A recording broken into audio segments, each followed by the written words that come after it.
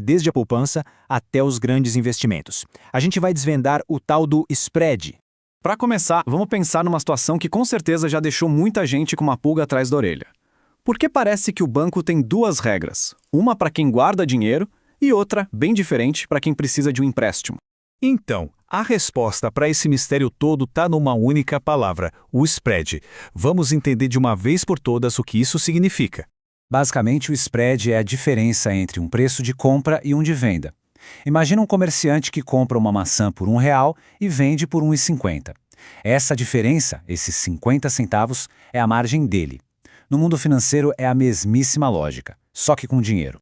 Ou seja, essa margem não é só lucro, é na verdade o preço que se paga pelo serviço de conectar quem tem dinheiro sobrando com quem precisa de dinheiro emprestado. O spread é literalmente a ponte que liga esses dois lados.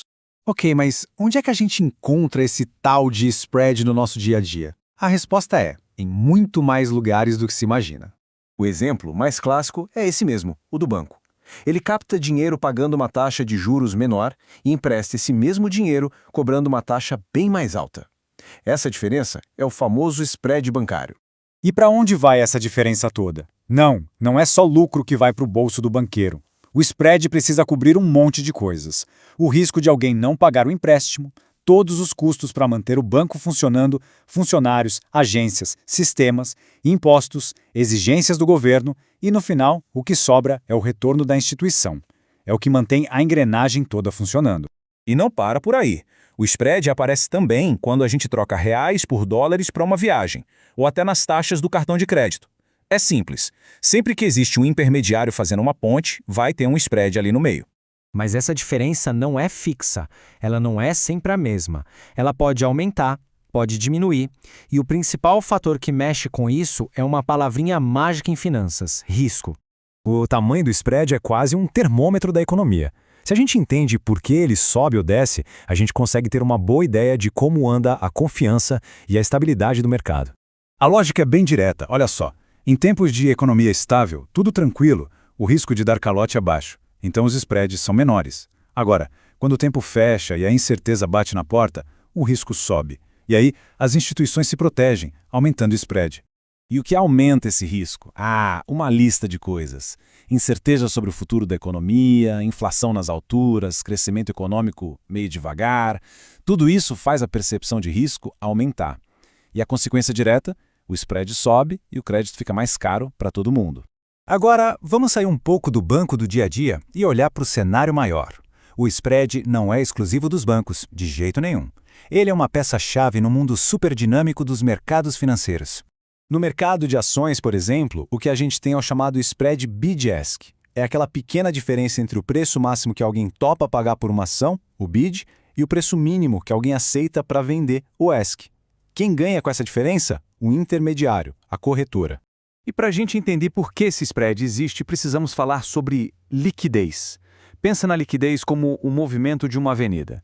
Quanto mais carros, ou seja, mais gente comprando e vendendo, mais fácil e rápido é entrar e sair. O fluxo é bom. E a relação aqui é cristalina. Mercados com muita liquidez, ou seja, com um monte de gente negociando o tempo todo, têm spreads bem pequenos. Isso faz com que as transações fiquem mais baratas. Já em mercados mais parados, com pouca gente, acontece exatamente o contrário. A baixa liquidez resulta em spreads maiores e, consequentemente, custos mais altos para operar. Juntando todas essas peças, fica claro que o spread é muito, mas muito mais do que só uma margem de lucro. Ele funciona, na verdade, como um sinal vital da saúde de uma economia. Dá para pensar assim: spreads altos são como um trânsito pesado.